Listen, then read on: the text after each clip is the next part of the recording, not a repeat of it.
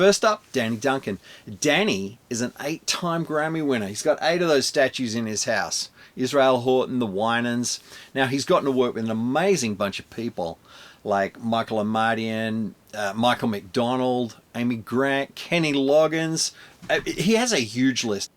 Late last year in Christmas season, Danny was over here as I was mixing a couple of tunes for him, and we were having a great conversation. And I thought to myself, this could be a podcast. So that is the genesis of what More Cowbell Please is all about. Let's get into it.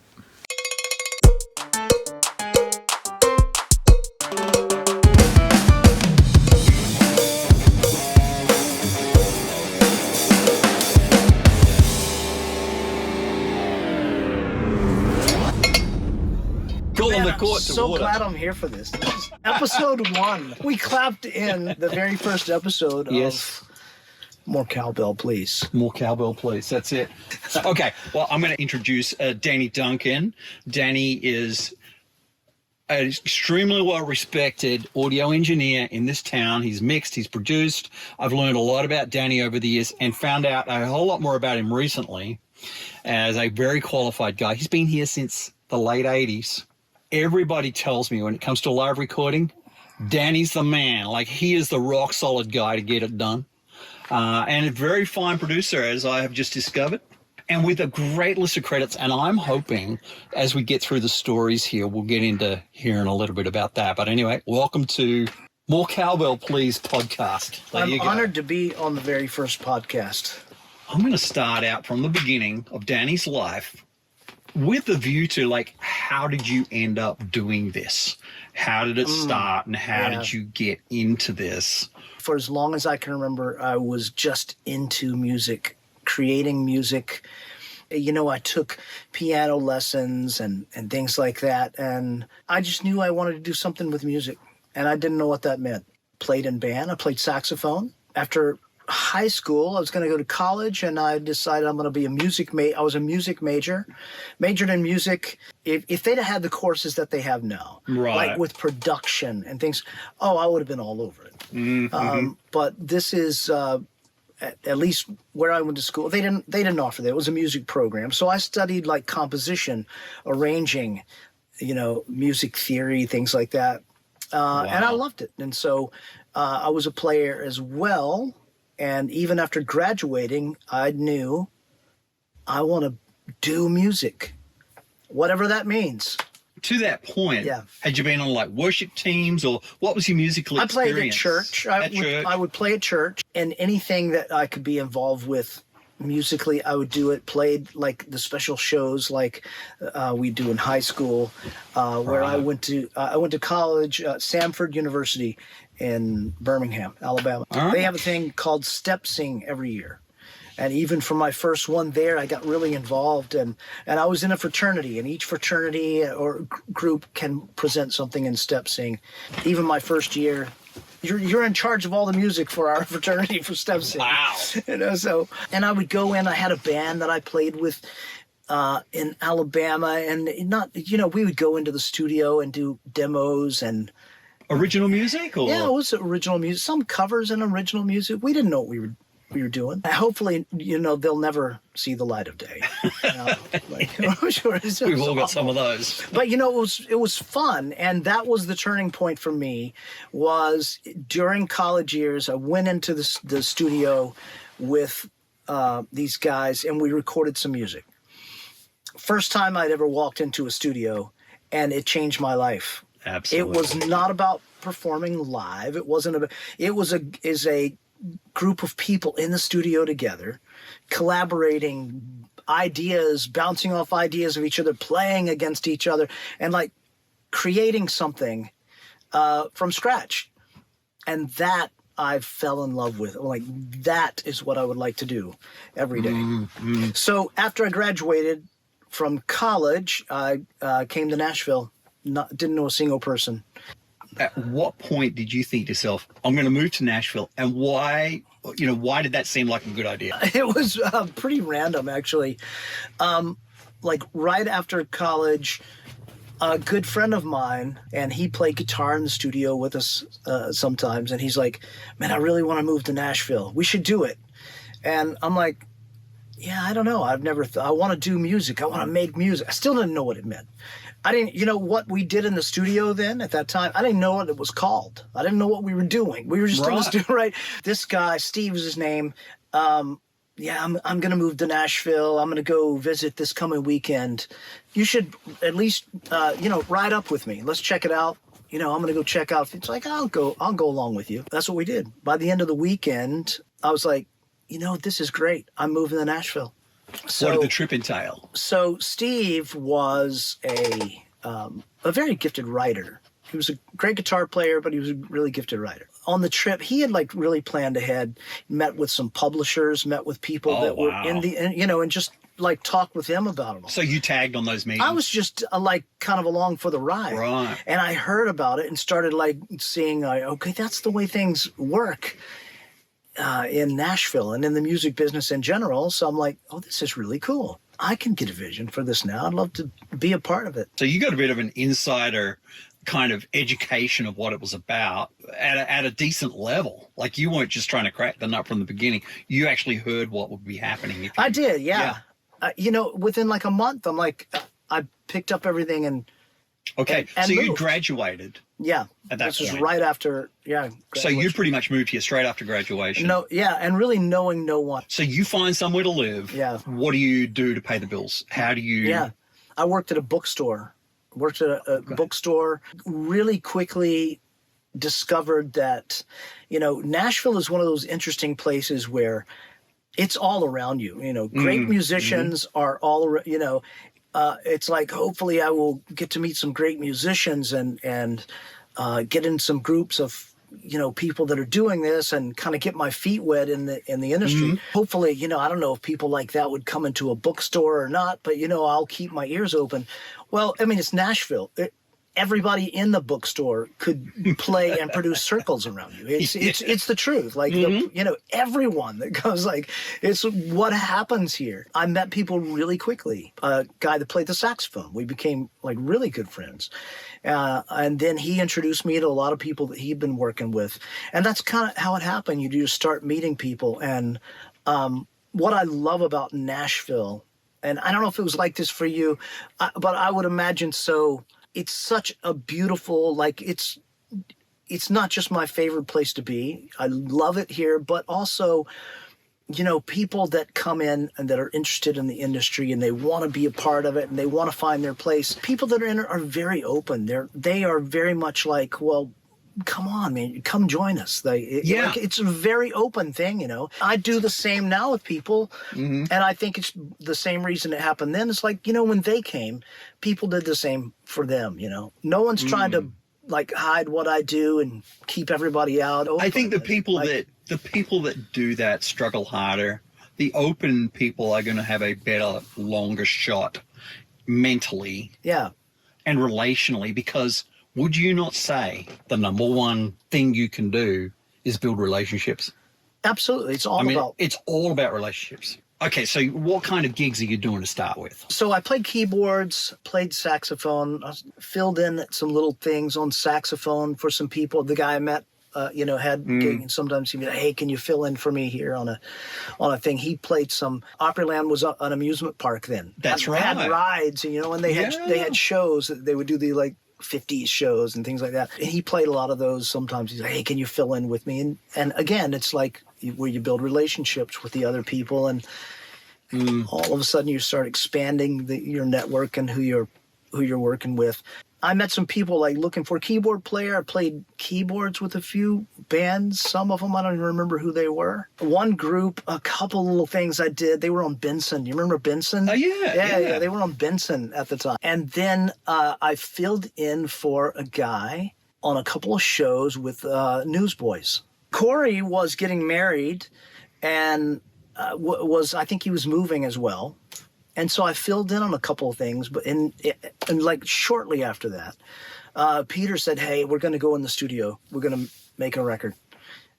You want to do some work on this project with us, do some keyboards, programming, whatever, And I did. I'm I jumped at the chance. I'm the thing that I would love to would be doing was in the studio, because I didn't know many people yet I didn't know enough even about the industry yet. I thought I did, but I knew enough to know that jumping in, especially then, and doing studio work was a lot more difficult to come by. It wasn't that the doors weren't open. It's just the nature of it. If you read music credits, they use the same people over and over again in the studio. And it's not that it's closed. It's, later as a producer, you realize it's like these are the tools and you know what the results that you get. When you started, it wasn't as democratized as it is now. You can buy $1,000 laptop with Logic and you've got more gear than you ever could dream of for $1 million. There was only so much gear.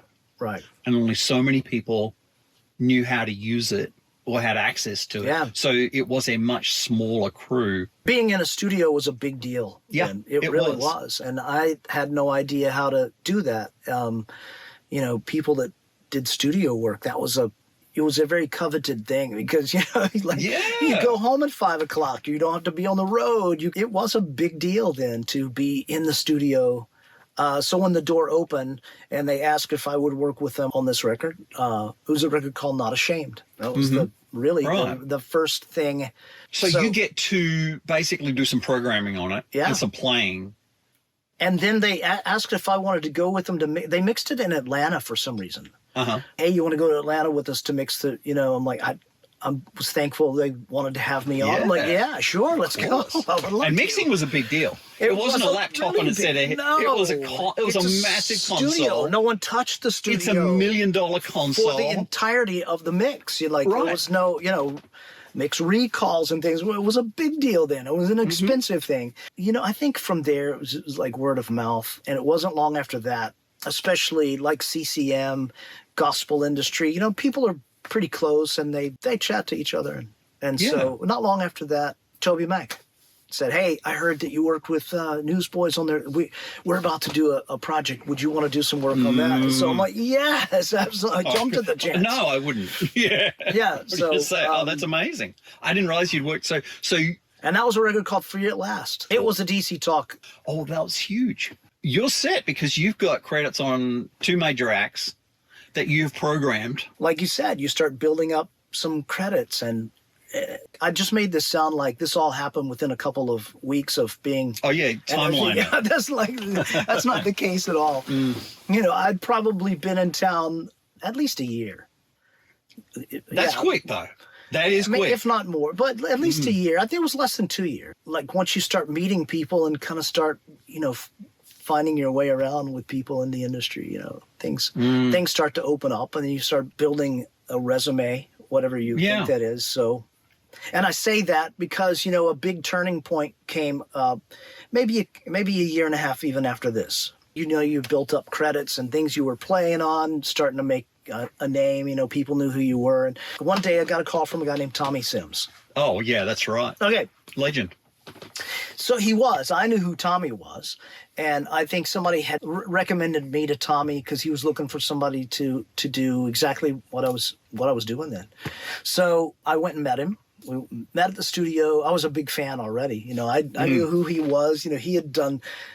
He was a part of Whiteheart, and he was he was still with Springsteen when I went and met him. He was about to come off of the road on the Springsteen thing. He said, hey, I'd love somebody to work with me on all these projects. And he listed for me all of the stuff that was coming up. Like, I don't even remember what it was. There was a lot of stuff, though. Have you ever hit a play and record button, on a console? Have you used a console? Completely outside of it. Amazing. I remember it was a long weekend. I was like, hey, let me think about this. Let me pray about this, and I'll let you know. Here's my hesitation. This is the weird thing, Go for it. So my hesitation was if it was all of the stuff he was talking about, and we were going to be, as much as it's like all of the stuff that I've been doing and the relationships and clients that you already had already. It's like I wasn't going to be able to do as much of that, because it was a whole lot of stuff. But over the whole weekend, I really, I prayed about it. My parents came up there. It was like a holiday weekend, but they were in town, told them about it. What am I going to do? So over the course of the weekend, Tommy called me every day, by the way. Amazing. I said, hey, what did you decide? What did you decide? And so I was like, I haven't decided. I promise on Monday morning I'll call you. And you know, I really wanted to, and that it's funny because if you know Tommy, he's a man of few words. He's always the coolest guy in the room. You know? So I kind of decided over the weekend. I was honored, but I'm like, this is not. I'm gonna keep doing what I'm doing. I'm gonna keep going this, you know, because I felt really good about it. Monday morning, it was early in the morning, like it was probably 6:30, and I answered that. And it was Tommy. He called and was like, hey, okay, here's what we got. I remember he was tracking. He said, I'm tracking on something over at the castle in the A room.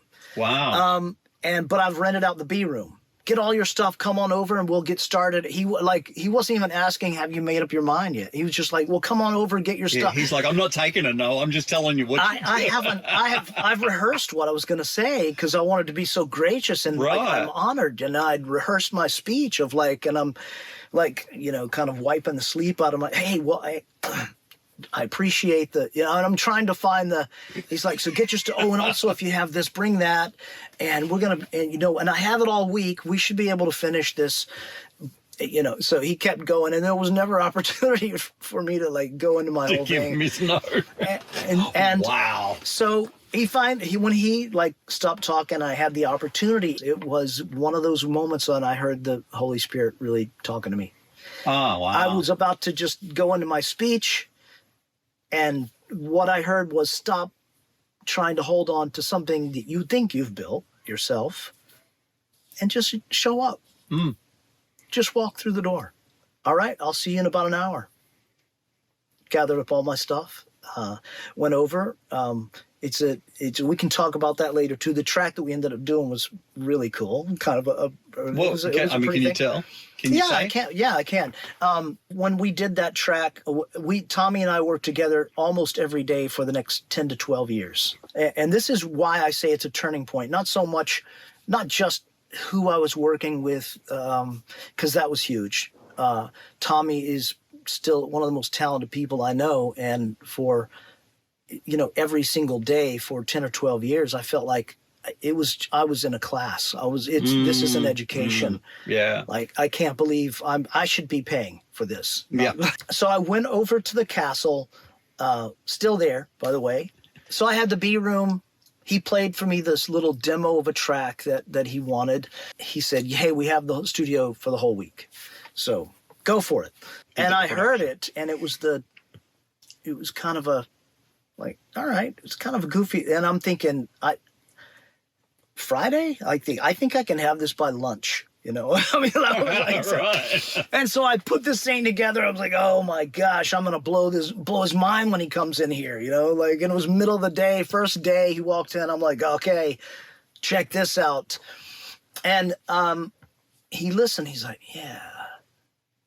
You know, that's how Tommy talks. Yeah. Well, how about this? I need to feel some emotion. I need to feel some longing. Like I'm on the outside looking in. And I mean, he's talking. And so I love it. Turning point for me was, this is the first time anyone talked to me about music purely on emotional. Like, what do I feel from, like, here's what I need to feel.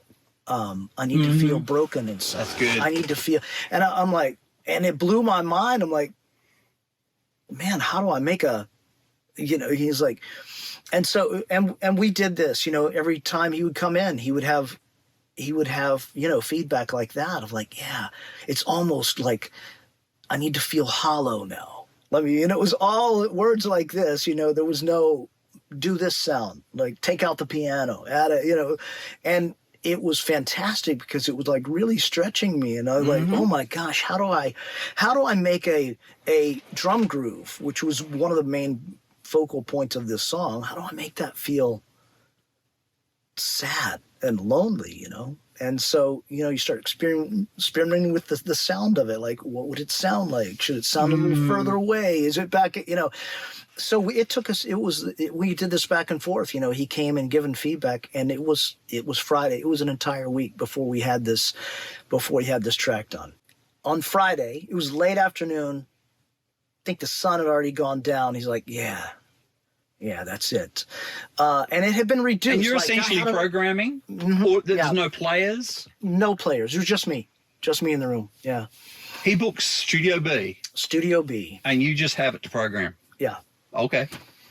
Nice. So at the end of the week, he was happy with it. It's like, that's it. That's what I'm like, whew, this is, and it had been reduced. I'm not kidding to, and I'll tell you what it is. You can go hear the track, now it's like a little keyboard bass part, a couple of Juno 106s stacked together, a little Alesis drum machine is what it was.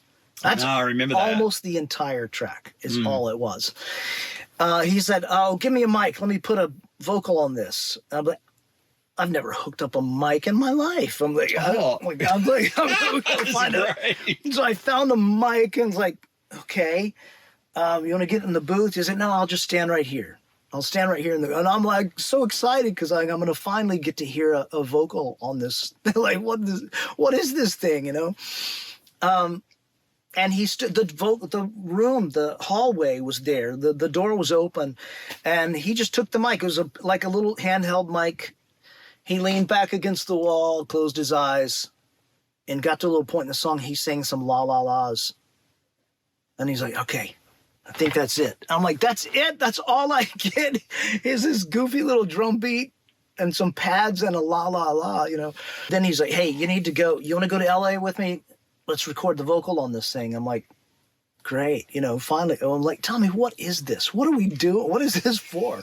So I got to tell you, so it ended up being, it was a Bruce Springsteen did the lead vocal on it, and it was the title cut for the movie Philadelphia. The song was called... Are you serious? I remember that. The song was called Streets of Philadelphia. Oh, wow. So, and that was your first song? Ever working with Tommy ever. Yeah, that was it. I know the song. That's great. But see, I don't think of it as like, oh, this is some like great. I think it was a great song that Tommy especially breathed this life to, and it did really well. But to me, it was more about a turning point, not so much in the credit as all of a sudden, like we got to start thinking about music as emotion. Yes, like this absolutely has to move us. This has to and so, and working with Tommy, and that's what it was like for the next 10 or 12 years, every single day. And I remember some of the very first things I ever did, I would bust myself on it, and I'm like, oh, they are going to think this is killer, and then the label head walks in and it's like,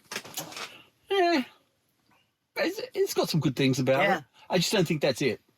And you're like, what do you, and the great thing that you learned, which I learned in those turning points, was that they aren't coming from a technical or a musical. They're coming from a feeling. Yeah. They're coming from an entertainment. Does it serve the purpose of what they're trying to do? And as musicians, that's a great lesson to learn. If you can take the high view, and that's what all mixes, because this is going to be a mix-centric podcast in some ways. Yeah. That's the high view is everything. Yeah. Getting away from the weeds, at the end, at least. And that's the thing that I, kind of learned through that experience. And it's not about, and to this day, it is not, I'm not a technical person, I think it's that some people, expect, to like, it's all technical. It's not technical at all. It's not. It has never been, when I was in college, I took a course in photography. I love photography.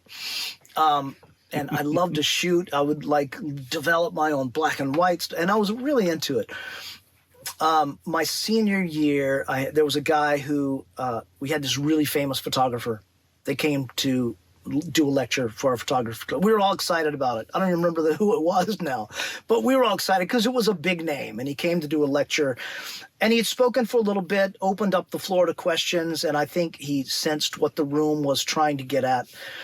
And I will never forget, he said, "Hey, well, let me answer your question by asking you a question. How do you focus a camera?" And so, and people thought he was joking, and finally somebody would raise it. Well, there's the you know, what you do is, you know, you'll find a pixel bar and there's some things inside that, you know, you will line up, you know, across hairs and they will come into, that's not it. So somebody else raised their hand and gave a somewhat similar technical answer. And so finally the guy's like, look, the way you focus a camera is you turn the little ring until it's clear. He's like, don't be focused. Don't be thinking about your camera and the technical, and you forget the subject that you're aiming at. Yeah. And I'm like, I've so taken that into music. It is like you have to stay focused on that. It's not a, you know, there's a bit of technicality should be baked in to know how to get there. But it's all about, even today when I record something, even the very first band tracking, like, and there's no vocalist on it, I won't record it unless I have a printed lyric in front of me. So everything that I record, the sound, it all has to say what that song is saying. That's good. Even when it's like I believe that the music has to communicate what the lyric is saying. Yeah. Or it's a disconnect. Absolutely. I completely agree. Yeah. If someone hears this and they don't speak English or the vocal's gone, I still want them to know what that song is about. So you start working with Tommy and you do that constant for 12 years. I just can't imagine. Tommy is the one that got me into engineering. You know, only a year or two into our working relationship, we would go, you know, at that time we were programming, you would take all of the stuff and your keyboards and everything and you would print everything to tape. We were on tape. When we would print it, you know, Tommy would always leave that day and go, hey, you know, I don't feel what I felt when it was just programming. Like now that it's on tape, it's not feeling the same. Interesting. Way. And he's like, you go figure it out and you start printing this stuff. And I knew nothing. So other people are engineering it. Yeah. And you're just feeding them separate outs and what have you. Yeah. Yeah. I started figuring it out. I mean, this was back in the day when I could stay awake 3 and 4 nights at a time. And I did, and I had friends, fortunately, that managed studios, and I would go to them and go, hey, when your session finishes tonight at 9, do you mind if I'm in there until 6 a.m. the next morning? And I would spend overnight, and if there was a manual to every piece of gear, I'd find it and read it. There's no Google. There's no YouTube. There's nothing. We're not there yet. You know, there's no looking it up on Google. I would run something through that channel or that compressor or that EQ, and I would turn the knobs until I figured out what they did. But I'm thankful for that in a way because it's still what I do. It's not about a specific EQ curve or a compression ratio. No. It's about, I just need to make this sound like and fit with so that it fits the picture and serves the song. Yeah. And that's how I learned it. I learned engineering by just doing it like over and over. Or I'd call engineer friends that I'd met. Just twiddle the knobs, see what happens. Yeah. And if it goes worse, well, that's probably the wrong way. Turn it the other way. Exactly. That's really all there is to it. How do you focus a camera? Yeah. You turn the thing until it's clear. So that's how you got into engineering. So you just started tracking the outputs of your machines through whatever gear was in Started doing that, yeah. But you got to do it in the big analog rooms. Yeah, that's all there was. That's all there was. First time you heard something you did on the radio. Yeah, I think it was that Not Ashamed record, and it was the title cut, Not Ashamed. And when you listened to it, what did you think? I was like, it's just like, I can't believe this. This is like, actually that's something that I had a little part in there. Like, I can't believe, it's kind of like surreal, but at the same time, it validates you in a way, or at least like gives you encouragement. It's like, okay, I can do this. I'm on the right track at least. And so what I'm fascinated about your career a little bit is you ended up becoming a live tracking like that. That became something you did a lot of. How did that move from being Tommy Sims guy, engineer, programmer, to being a live tracking guy? Well, it was with Tommy that, like I said, I started engineering by printing stuff that we had programmed, things like that. he had a studio that we were working out of. It's in a house. It's a really great place. I would always, on tracking dates, have all the programming stuff ready and go, oh yeah, who's recording this? And then one day he was like, you're going to do it. The thing tomorrow, I want you track it. I'm like, that's a big difference between going from the tracks and, where most of the time I'm the only one in there in the room, there's no one else, everybody's out at lunch or something. Now we have musicians, like players, and we got to get all that on there, and then they have to hear it back properly. And I'm like, really? This is that's a lot. This is it's a lot to this. I want to be something like to honor the musicians. I have huge respect for everybody that walks in the door with an instrument. It can never be taken for granted, man. They have, people have given up parts of their lives to be able to do and express, and they are pulling from people that they have been inspired by. Like, so one person is sitting there playing a guitar part, but it's like, how many generations have inspired this one moment? I really respect that. And so I just want to honor the people coming in. So it was a big thing to me, and I was terrified of it. But he's like, just do what you do. Like, turn the stuff until it sounds right. We had a blast doing it, and I got to... So you're putting the mics out and running the cables? Yeah, you're doing everything. So by this time, did you know... what's an SM57, what's a 451? Yeah, I had learned stuff a like bit of that. Yeah. So you're sticking all the mics on the kit and you've learned signal routing, you've learned all of that by this point. I was still learning it, Like I said, I would call at first, especially call engineer friends and go, what's a good mic for a kick drum? Like, well, give me 3 of your favorites and I'll see if they have those at the studio. After that, you realize there's a lot to it, but it is still all about the music and all about serving the song and what the song is about. The thing that first drew me in when I said I had these little bands I was playing with back in Alabama, and we went to the studio to record our first demos. Now, that was the thing that I first fell in love with. A bunch of people in a room creating, feeding off of each other, collaborating on ideas, and I loved it. To this day, I love it. I think everybody's on their A game for the most part. Oh, so good. And this vibe in a room. I mean, and the world's greatest prop of a massive console. Right. Yeah, exactly. You can't beat it. Thank you. That's an entire podcast as well. Yeah. Yeah. So you started engineering and you recorded bands. I mean, you're flying by the seat of your pants and you're just getting there. Yeah, at that point. Yeah. Get a few months in and it's like, I can't wait till the next one. I'm like ready, like, let's do okay, we can do this. And I can move things along now. And the engineer has so much to do with the session. I feel like it is such an important part in the room. Explain this a little bit. An engineer is responsible for the sounds. A producer has a role. He's brought everyone together. That person, he or she's brought everyone together. They have interpreted what the artist wants and hired the people that they want to be able to create it. Then you have the players who've come in. This is when session players come in, they've never heard these songs before. Like, they're wanting someone to interpret these songs for them. And everyone has a job.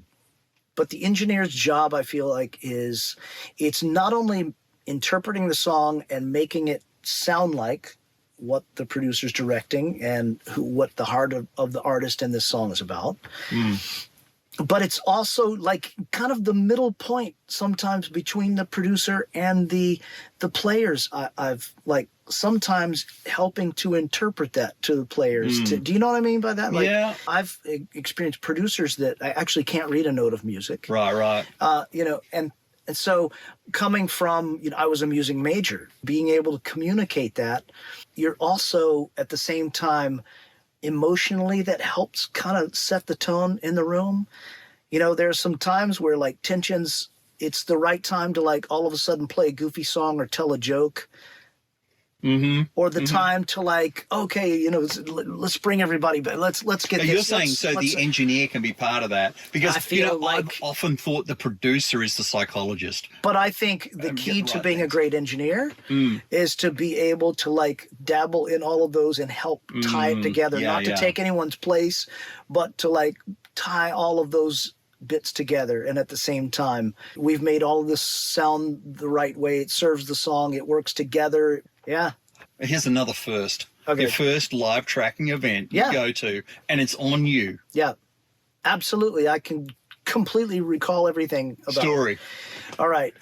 It was like maybe 24 years ago now. So one of the projects that I recorded with Tommy, actually, I got a co-producer credit on it. It was a project for Israel Houghton called Real.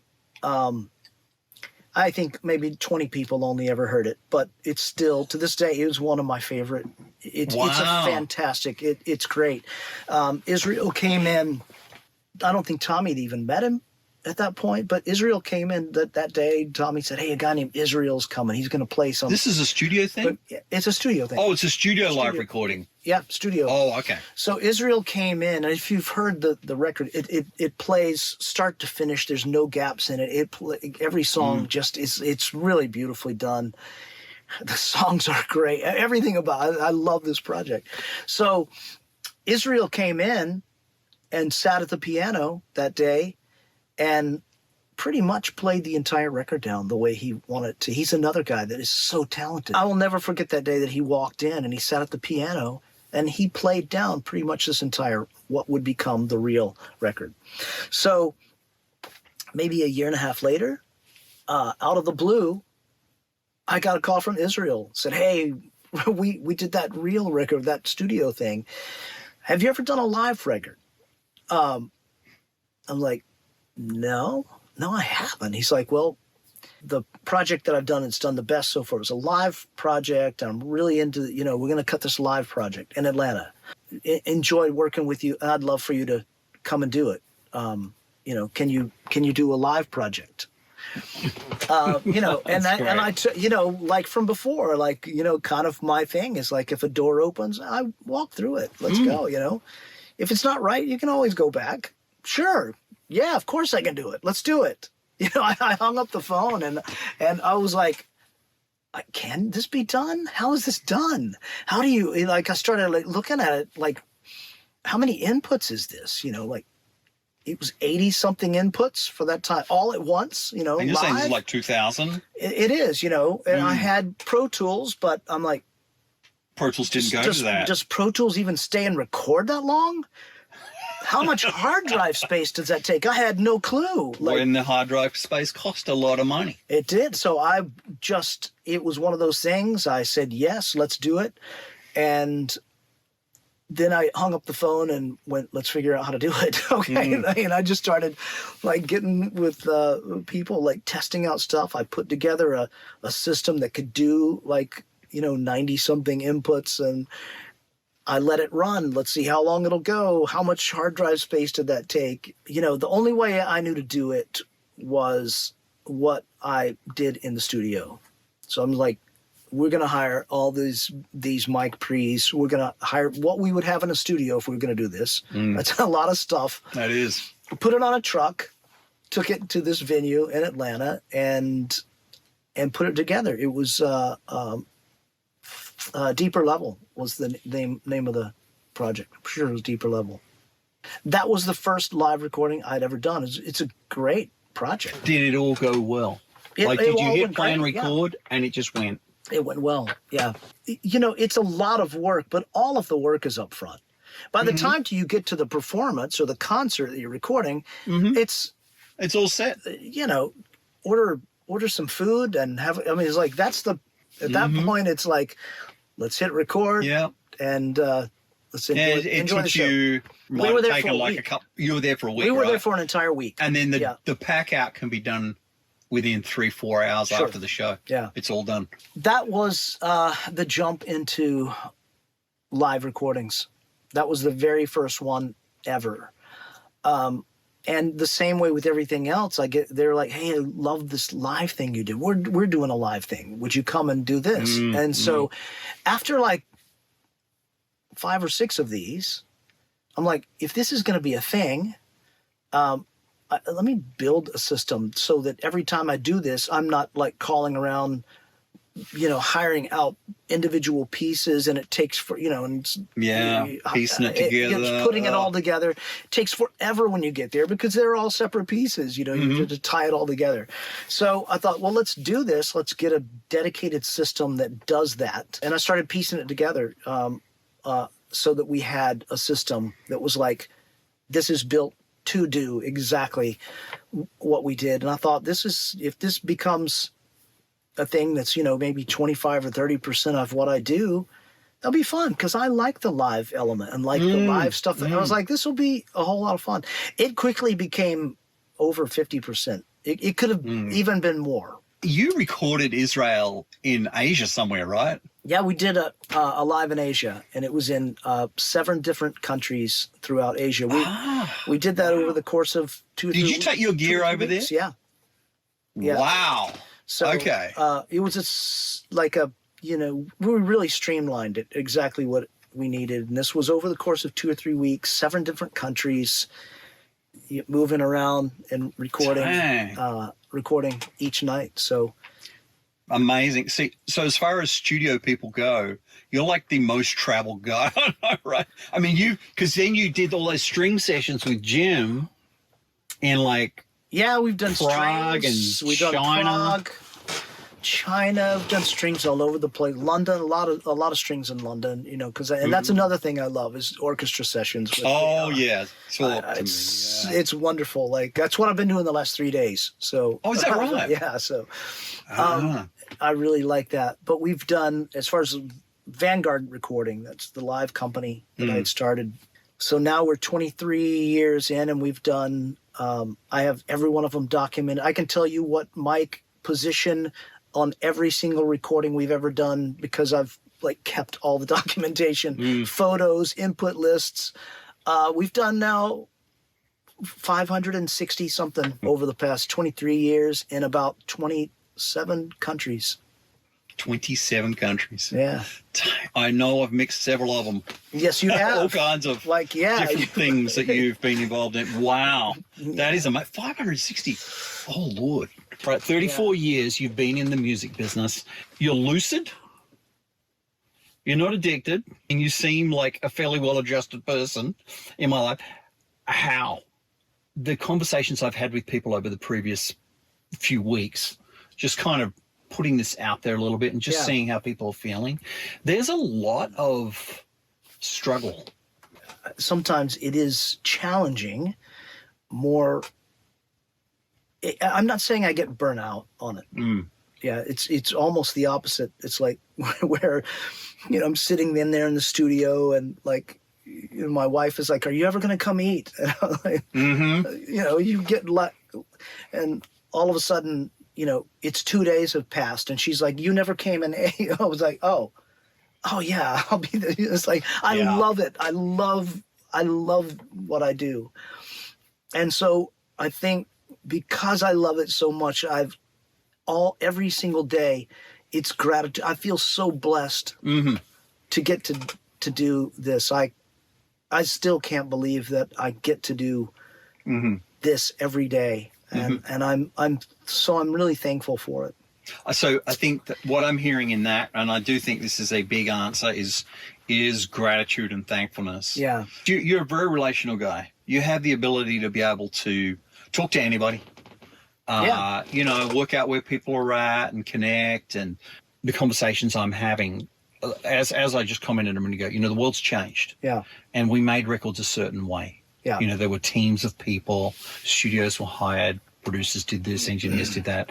And now, as I said, it's all been democratized and anybody can do anything and anybody does do anything. Yeah. And so people who've lived down a certain lane are finding that lane's either disappearing or those clients are doing things in a different way. Yeah. Record company budgets, of course, they're not what they were when Tommy was doing those records. Sure. I mean, was so much. And so now they're waking up thinking, what am I going to do? And that's where I think that's where a lot of the, the kind of the darker thoughts come. Have you had any periods where you're like, I've got nothing booked, I don't know what I'm going to do? I always work through that, because at some point, like if I looked at my calendar right now, I could look at it and go, all right, after August of 2025, I'm off for the rest of my life, apparently. Because I have, it's like, you're looking, I was like, some people would feel like that's amazing. You've got work till August 2025. I mean, I will get to the point sometimes, because mixing is a different thing. Mixing is rarely thought about way ahead like that. Right. People don't book stuff 9 months ahead. They book stuff 2 weeks, 4 weeks, maybe 6, maybe 2 months. And so sometimes I'll wake up and I'll go, well, this is going to be interesting. What's going to happen today? Right. You know? And I mean, I've been blessed because the phone's always rung. Something's always come up. I wonder if you have anything to say about that. Well, I like you used the analogy a moment ago about like the lane that you've been in. When those shifts happen, if you will, it's time to change lanes. Mm-hmm. And that doesn't mean I need to do something completely different and find something else to do for work. The industry has evolved over the 30-something years that I've been in it.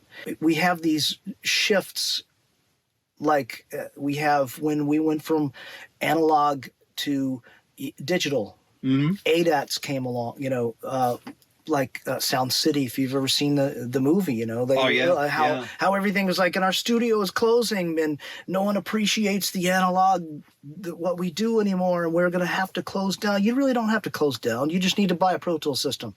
Yeah. I mean, really. Absolutely. And I love them. I love the people. I've worked at Sound City a lot, and I love the people. But I was thinking, it was like, you're going to have to evolve. It's reinventing not necessarily what you do, it's what I've been blessed to be able to do, but it doesn't operate the same way that it did 30 years ago. It doesn't operate the same way that it did even like 5 or 6 years ago. Right. So we're constantly finding ways to evolve and how to make this work and stay even relevant, because people don't buy music anymore. It's because people often will ask that, how in the world do you feel secure in an industry where no one buys what you do? Mm-hmm. And it's true, they don't, but doesn't mean that there's not a way to survive doing it. Fortunately, if you're an artist, whether people buy it or not, you have to have a product. Mm-hmm. It doesn't matter to people. Like you're not an artist if you don't. No, I mean, some of the labels are looking at the recordings. It's just a marketing tool. Yeah, because it's a 360 and they're taking a percentage of everything. But there's still a way to create. It's just going to look a little bit different than it did. So it's scary, but I'm always just like, I'm blessed to be doing this, and I'm going to keep trying to reinvent this and stay current. And if there's a day that it's not for me anymore, I'm so thankful. I had such a good time, and the people, and I love people. I love being around people. That's why I love being in studios with lots of people. Well, Danny, it has been awesome having you. I feel like you're like a founding member of this, whatever it is. If it becomes something, we'll always remember that. I'm so honored to be a part of Cowbell 1. Yeah. I was there from the first Cowbell, I promise. Everything that we've talked about, if you have someone who was a A&R for a record company, an artist, so they would have a little bit different perspective on this, but then you start seeing how it all does work together somehow. Like this, producers, songwriters, managers, A&R people, and I've spoken to all of those in the last couple of weeks, just like, hey, what do you think? Because we're just going to do story time like we've done today. And I want to hear your full story anyway. Have me back. I'd be honored. Oh, yeah. I got to hear your story. Maybe I'll come with some prepared questions. All right, mate. Thanks, bro. So You're a good man. I appreciate you. Absolutely. Thank you for having me. Well, if you have made it this far, I'm assuming you enjoyed it.